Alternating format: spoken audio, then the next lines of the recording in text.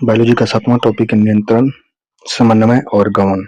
इस चैप्टर के सारे इम्पोर्टेंट फैक्ट को रिवीजन करेंगे फास्ट में, जिसमें है जीवों में बाहरी तथा आंतरिक वातावरण के बीच संतुलन बनाए रखने की क्षमता नियंत्रण तथा सामान्य स्थिति बनाए रखने की प्रतिक्रिया समन्वय कहलाती है। सामान्य स्थिति बनाए रखने की प्रक्रिया समन्वय और जीवों में बाहरी तथा आंतरिक वातावरण के बीच संतुलन बनाए रखने की क्रिया नियंत्रण कहलाती है। जंतुओं में कायिक समन्वय जो होते हैं 2 प्रकार के होते हैं। एक होते हैं तंत्रिका तंत्र और दूसरा होता है अंतःस्रावी तंत्रिका। तो तंत्रिका तंत्र जो है विद्युत आवेगों की सहायता से शरीर के अंग तंत्रों में समन्वय एवं नियंत्रण करता है। विद्युत आवेगों की सहायता से शरीर के अंग तंत्रों में समन्वय एवं नियंत्रण होता है। तंत्रिका कोशिका संरचनात्मक व क्रियात्मक इकाई होती है। तंत्रिका कोशिका जो होती है तंत्रिका तंत्र का संरचनात्मक व क्रियात्मक इकाई होती है। अंतःस्रावी तंत्र में नलिका विहीन अंतःस्रावी ग्रंथियों के रासायनिक स्राव हार्मोन द्वारा समन्वय एवं नियंत्रण होते हैं। नलिका विहीन अंतःस्रावी ग्रंथियों के रासायनिक स्राव हार्मोन द्वारा समन्वय एवं नियंत्रण होते हैं। हार्मोन जो होता है इसमें पेप्टाइड तथा स्टेरॉइड प्रकार के रासायनिक संदेशवाहक होते हैं। युग्म बंधन जो होता है 2 न्यूरॉन के मध्य एक रिक्त स्थान जो एक तंत्रिका कोशिका से दूसरी तंत्रिका कोशिका तक विद्युत आवेग को पहुंचाता है उसे युग्म बंधन कहते हैं। तंत्रिका आवेग का संचरण तंत्रिका आवेग का संचरण बाहरी बाह्य वातावरण से उद्दीपन जैसे ग्राही जैसे त्वचा संवेदी अंग संवेदी न्यूरॉन से मस्तिष्क में रज्जु में प्रेरणा से प्रेरक चालक न्यूरॉन से आवेग के कारण पेशी से अपवाह अंग तक पहुंच जाता है। नेक्स्ट प्रतिवर्ती क्रिया उद्दीपन के फलस्वरूप शीघ्रता पूर्व होने वाली स्वचालित और अनैच्छिक क्रिया प्रतिवर्ती क्रिया कहलाती है। जैसे छींकना खांसना आदि में रज्जु द्वारा नियंत्रण होता है इसका। प्रतिवर्ती क्रिया उद्दीपन के फलस्वरूप शीघ्रता पूर्व होने वाली स्वचालित और अनैच्छिक क्रिया उदाहरण के लिए छींकना खांसना यह प्रवर्ती क्रिया कहलाती है। जैसे इसे मेरुरज्जु द्वारा नियंत्रित किया जाता है। नेक्स्ट इसमें मानव तंत्रिका तंत्र जिसमें होता है केंद्रीय तंत्रिका तंत्र परिधीय तंत्रिका तंत्र और स्वायत्त तंत्रिका तंत्र में बटा हुआ है। मानव का तंत्रिका तंत्र 3 प्रकार में बटा हुआ है। केंद्रीय तंत्रिका तंत्र परिधीय तंत्रिका तंत्र स्वायत्त तंत्रिका तंत्र। केंद्रीय तंत्रिका तंत्र में मेरुरज्जु होता है मस्तिष्क होता है। मस्तिष्क का वजन होता है 1300 से 1400 ग्राम के आसपास होता है। मस्तिष्क 3 प्रकार के होते हैं। मस्तिष्क में 3 भाग होते हैं अग्र मस्तिष्क मध्य मस्तिष्क पश्चिम मस्तिष्क।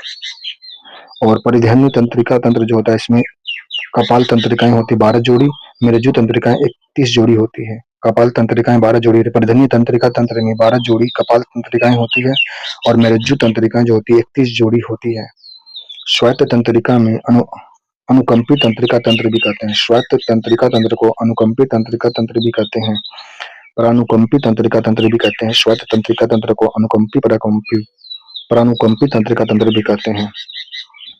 अब है मस्तिष्क में 3 भाग होते हैं अग्र मस्तिष्क मध्य मस्तिष्क पश्चिम मस्तिष्क। अग्र मस्तिष्क जो होता है यह स्वैच्छिक कार्यों का नियंत्रण करता है। स्वैच्छिक कार्यों का नियंत्रण अग्र मस्तिष्क के द्वारा होता है। घ्राण पिंड गंध का ज्ञान भी अग्र मस्तिष्क के द्वारा होता है। गंध प्रमस्तिष्क जो होता है प्रमस्तिष्क अग्र मस्तिष्क जो है यह प्रमस्तिष्क भी कहलाता है जिसमें स्मृति चेतना तर्क सीखने का केंद्र भी अग्र मस्तिष्क में ही होता है। डाइएन्सिफेलॉन एपिथैलेमस दर्द संवेदना ठंड गर्म का अनुभव यह अग्र मस्तिष्क में ही होता है। हाइपोथैलेमस भूख प्यास स्नेह घृणा नींद व तापमान नियंत्रण अग्र मस्तिष्क के द्वारा होता है। भूख प्यास स्नेह घृणा नींद व ताप का नियंत्रण हाइपोथैलेमस के द्वारा होता है। एपिथैलेमस जो होता है दर्द संवेदना ठंड गर्मी का अनुभव कराता है। ये दोनों मिलकर के बनते हैं डाइएसिफेलॉन बनते हैं। डाइएसिफेलॉन के अंतर्गत 2 होते हैं। एपिथैलेमस जो दर्द संवेदना ठंड गर्मी का अनुभव करता है यह अग्र मस्तिष्क के द्वारा ही होता है। उसमें एक और होता है हाइपोथैलेमस जिसमें भूख प्यास स्नेह घृणा नींद व ताप का नियंत्रण होता है। यह भी अग्र मस्तिष्क के द्वारा ही नियंत्रित होता है। नेक्स्ट प्रमस्तिष्क में जो होता है एमनेसिया स्मृति का खोना जो होता है एमनेसिया बीमारी में स्मृति का खोना। डिमेंशिया स्मृति जाना प्रतिदिन के कार्य करने में समस्या अल्जाइमर रोग इसे कहते हैं। डिमेंशिया को ही अल्जाइमर रोग कहते हैं जिसमें स्मृति चला जाता है और प्रतिदिन के कार्य करने में समस्या होती है इसे अल्जाइमर रोग। यह प्रमस्तिष्क अग्र मस्तिष्क के भाग में ये सब होता है। दूसरा है मध्य मस्तिष्क में होता है दृष्टि श्रवण में सहायक आकार में परिवर्तन, अनैच्छिक कार्यों का नियंत्रण।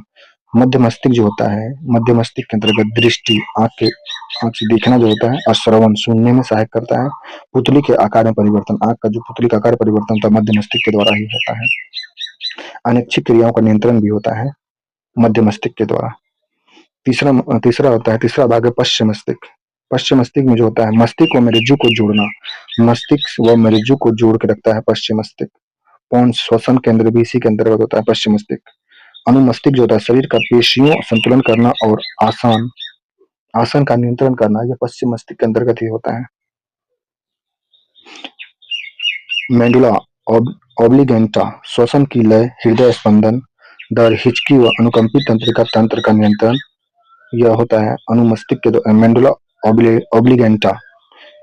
पश्चिम मस्तिष्क में मेडुला ऑब्लिगेंटा पाया जाता है जो श्वसन की लय, हृदय स्पंदन दर, हिचकी व अनुकंपित तंत्रिका तंत्र का नियंत्रण करता है। यहाँ पे मानव मस्तिष्क की संरचना दिखाया गया है जिसमें सबसे ऊपर में प्रमस्तिष्क है, उसके बगल में कपाल खोपड़ी है, फिर बीच में मध्य मस्तिष्क है, नीचे जो है मेरे एक है अनुमस्तिष्क है, पोन्स है, मेंडुला, इसे पश्चिम मस्तिष्क का भाग हो गया। अग्र मस्तिष्क ऊपर में जो सामने होता है हाइपोथैलेमस, उसके नीचे में है पीयूष ग्रंथि भी पाया जाता है। मेरुज्जु ये नीचे वाला जो दंड वाला होता है। अब मेरुज्जु जो होता है, मेरुज्जु प्रतिवर्ती क्रियाओं का संचालन का नियमन करता है। मेरुज्जु जो होता है प्रतिवर्ती क्रियाओं का संचालन व नियमन करता है। नेक्स्ट है संवेदांग। संवेदनाओं या उद्दीपनों को ग्रहण करने वाला अंग को संवेदांग कहते हैं। संवेदनाओं या उद्दीपन को ग्रहण करने वाला अंग संवेदांग कहलाता है। संवेदांग ये होते हैं कर्ण, नेत्र, त्वचा, नसिका, जिह्वा, 5 होते हैं। कर्ण जो होता है यह श्रवणग्राही व शरीर का संतुलन बनाए रखता है। कान जो होता है श्रवणग्राही, सुनने की शक्ति और शरीर का संतुलन बनाए रखता है। नेत्र होता है दृश्यग्राही होता है। त्वचा स्पर्श, ताप, दर्द की संवेदना ग्रहण करता है। त्वचा के द्वारा स्पर्श, ताप, दर्द की संवेदना ग्रहण करना होता है। नासिका जो होता है गंधग्राही होता है। जीवा स्वादग्राही होता है। महत्वपूर्ण बिंदु है आंख की मांसपेशियां, सुपेरियर रेक्टर, आंख की मांसपेशी जो होता है सुपेरियर रेक्टस आंख की गति का नियंत्रण करता है। मानसिक विकार अल्जाइमर, सिजोफ्रेनिया व्यक्ति की भावनाओं व व्यवहार को प्रभावित करता है। लेक्राइमल ग्रंथि आंख से आंसू मुक्त करती है। लेक्राइमल ग्रंथि जो होता है आंख से जो आंसू निकलता है वो लेक्राइमल ग्रंथि के द्वारा होता है। वर्चुअल रियलिटी डिस्प्ले नेत्र या दृष्टि के लिए लक्षित होते हैं। वर्चुअल रियलिटी डिस्प्ले नेत्र या दृष्टि के लिए लक्षित होते हैं। आइरिस जो होता है आंख की पुतली के फैलने व सिकुड़ने को नियंत्रित करता है। आइरिस जो होता है आंख की पुतली को फैलने और सिकुड़ने को नियंत्रित करता है। आंख के सामने का पारदर्शी भाग कॉर्निया होता है। आंख के सामने वाला जो पारदर्शी भाग होता है उसे कॉर्निया कहते हैं। कर्णपटल एक रबर सीट की तरह व्यवहार करता है। कर्णपटल एक रबर सीट की तरह कार्य करता है। नेक्स्ट टॉपिक है जंतु हार्मोन। जंतु हार्मोन की खोज जो है अर्नेस्ट एच स्टार्लिंग ने किया था। अर्नेस्ट एच स्टार्लिंग ने जंतु हार्मोन का खोज किया था। जंतु हार्मोन नलिका विहीन अंतःस्रावी ग्रंथि द्वारा स्रावित एवं अल्प मात्रा में प्रभावित जटिल रासायनिक पदार्थ होता है। जंतु हार्मोन जो होता है नलिका विहीन अंतःस्रावी ग्रंथि द्वारा स्रावित एवं अल्प मात्रा में प्रभावित जटिल रासायनिक पदार्थ होता है जंतु हार्मोन। स्तनधारियों में पाए जाने वाले प्रमुख हार्मोन व उनके प्रभाव। स्तनधारियों में पाए जाने वाले प्रमुख हार्मोन जिसमें पितृ या पीयूष ग्रंथि होता है जो यह हार्मोन है सेमेटोट्रोफिक हार्मोन है। वृद्धि हार्मोन भी कहते हैं। पिट्यूटरी या पीयूष ग्रंथि को वृद्धि हार्मोन भी कहते हैं। यह इसका कार्य होता है पिट्यूटरी या पीयूष ग्रंथि का कार्य होता है शरीर में वृद्धि पर नियंत्रण करना। शरीर में वृद्धि के नियंत्रण करना पीयूष ग्रंथि का कार्य होता है। अल्प श्रावण का प्रभाव होता है बचपन में शारीरिक वृद्धि या रुकना, बौनापन एवं साइमंड रोग हो जाता है।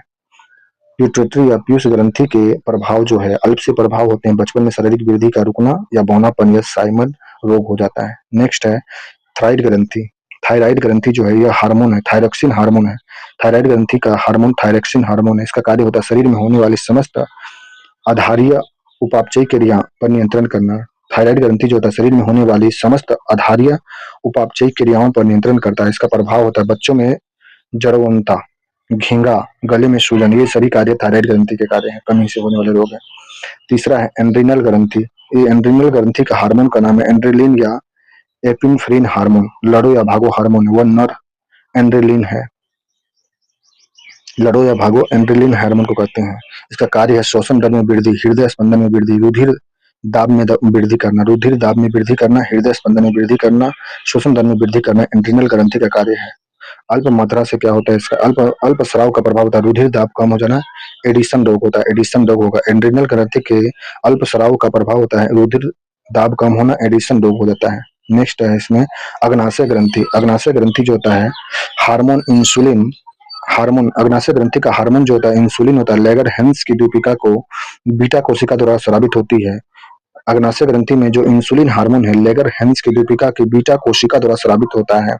ग्लूकोन जो होता है लेगर हेंस की दीपिका की अल्फा कोशिका द्वारा स्रावित होता है। ग्लूकोन जो होता है लेगर हेंस की दीपिका को अल्फा कोशिका द्वारा स्रावित होता है। कार्य इसका होता है, अग्नाशय ग्रंथि का कार्य होता है रुधिर शर्करा स्तर कम करना, इंसुलिन। अग्नाशय ग्रंथि का जो कार्य होता है रुधिर स्तर शर्करा स्तर कम करना, इंसुलिन। इंसुलिन इसका कार्य करता है। रुधिर अग्नाशय ग्रंथि में जो रुधिर शर्करा स्तर को बढ़ा देता है या ग्लूकोन होता है, इंसुलिन शर्करा स्तर को कम करता है और ग्लूकोन जो होता है शर्करा स्तर को बढ़ा देता है अग्नाशय ग्रंथि के द्वारा। अग्नाशय ग्रंथि में अल्प अल्प स्राव का प्रभाव होता है, इंसुलिन की कमी से मधुमेह रोग हो जाता है, इंसुलिन की कमी से मधुमेह रोग होता है। मूत्र में जल की मात्रा बढ़ जाती है। अग्नाशय ग्रंथि में जब अल्प स्राव होगा तो इंसुलिन की कमी से मधुमेह रोग हो जाएगा, मूत्र में जल की मात्रा बढ़ जाता है। ग्लूकोन की कमी से हाइपोग्लाइसेमिया हो जाता है, ग्लूकोन की कमी से हाइपोग्लाइसेमिया हो जाता है। यहाँ पे चित्र दिया हाइपोथैलेमस ऊपर में पीयूष ग्रंथि दिखाया गया है, पीनियल ग्रंथि ऊपर में होता है, थायराइड ग्रंथि गला के पास होता है, थायराइड ग्रंथि, पायराइस्टाइन ग्रंथि, थाइमस ग्रंथि नीचे फेफड़ा के पास होता है, अग्नाशय लीवर के ऊपर में अग्नाशय, एंड्रिनल ग्रंथि लीवर के अंदर या नीचे होता है, कहीं पे वृषण नर में होता है, अंडाशय मादा में होता है।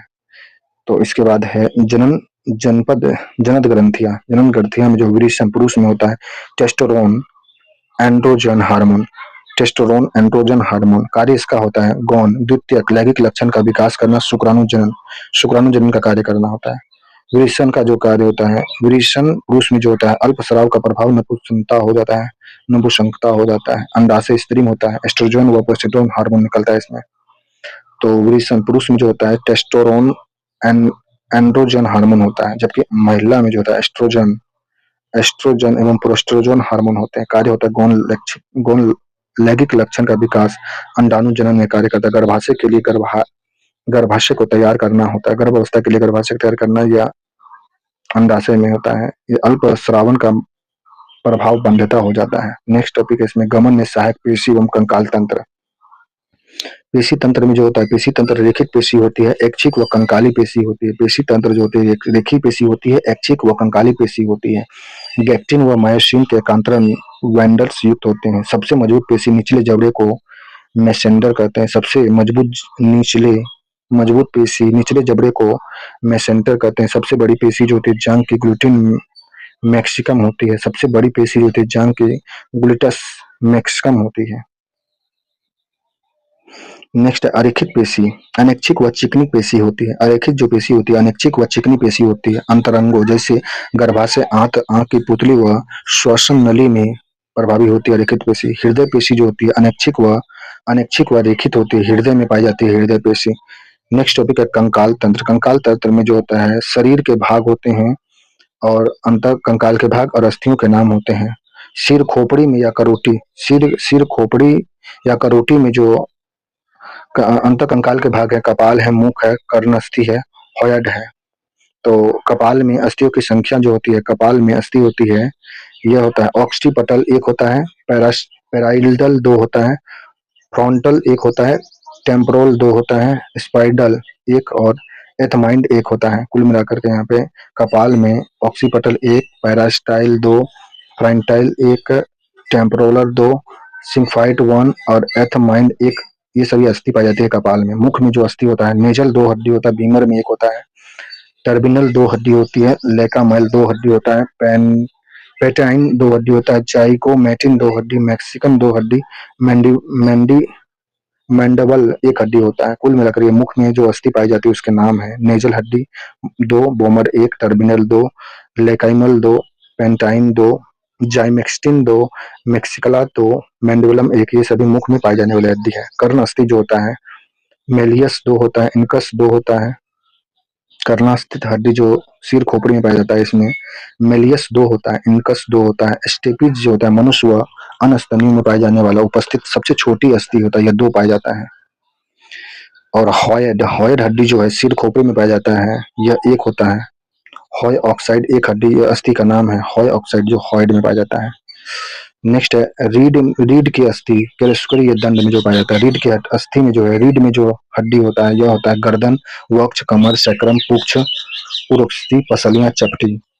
तो गर्दन में जितनी हड्डी होती है, गर्दन में हड्डी का नाम ग्रीवा। ग्रीवा 7 हड्डियों से बना होता है, 7 अस्थियों से बना ग्रीवा होता है गर्दन में जो पाया जाता है।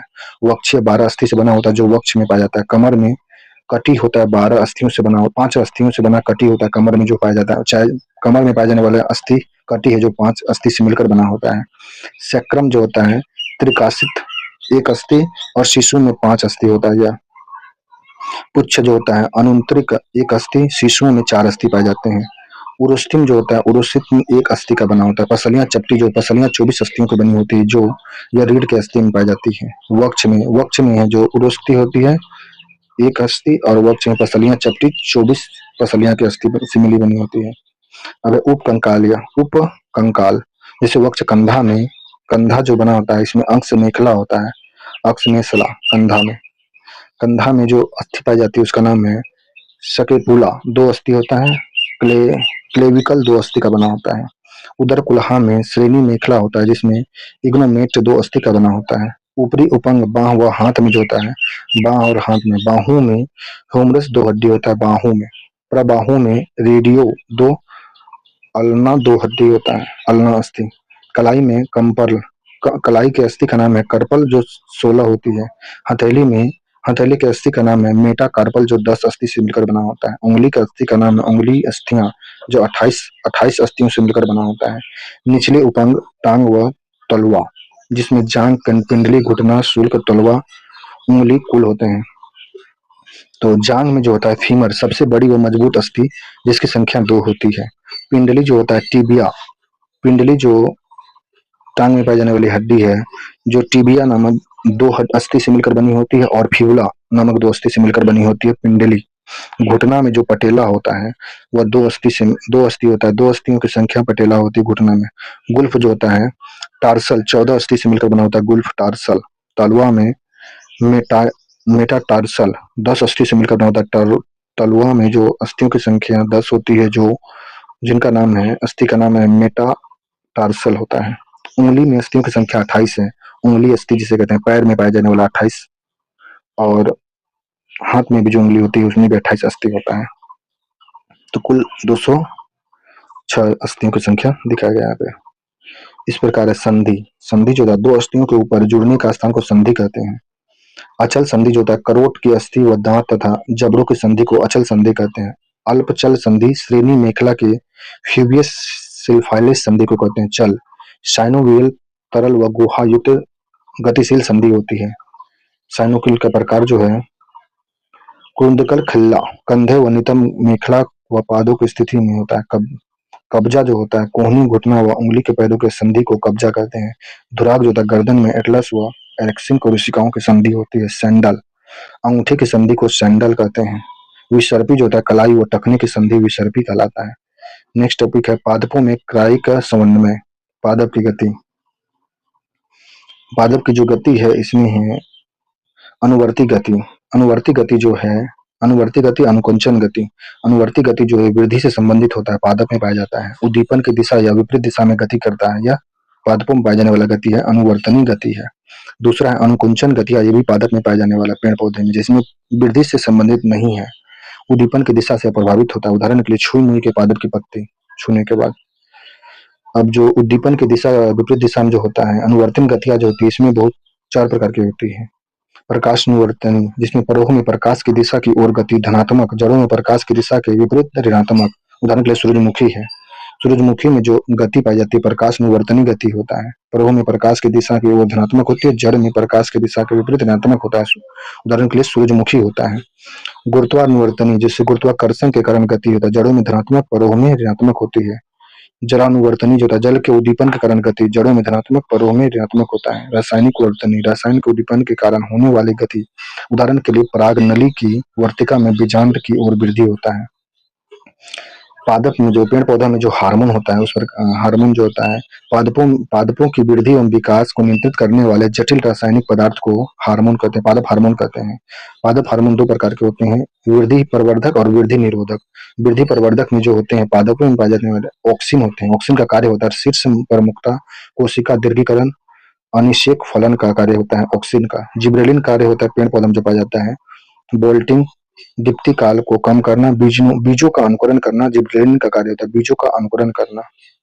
साइटोकाइनिन जो पौधे में पाया जाने वाला हार्मोन है यह है साइटोकाइनिन वृद्धि हार्मोन है। वृद्धि हार्मोन ऑक्सिन जिबरेलिन साइटोकाइनिन है। साइटोकाइनिन का कार्य है कोशिका विभाजन करना। साइटोकाइनिन का कार्य है जीर्णता में विलंबन करना, प्रसुप्ति को तोड़ना, ये साइटोकाइनिन का कार्य है। अब वृद्धि निरोधक जो हार्मोन है एब्सिसिक अम्ल है जिसका कार्य है विलगन, जीर्णता रंध्रों को बंद करना, प्रसुप्ति करना। और एक और इसमें है वृद्धि निरोधक हार्मोन है इथाइलिन है, गैसीय हार्मोन है जिसका कार्य फलों को पकाने में सहायक और जीर्णता का कार्य करता है ये भी। अब नेक्स्ट टॉपिक पढ़ेंगे जनन।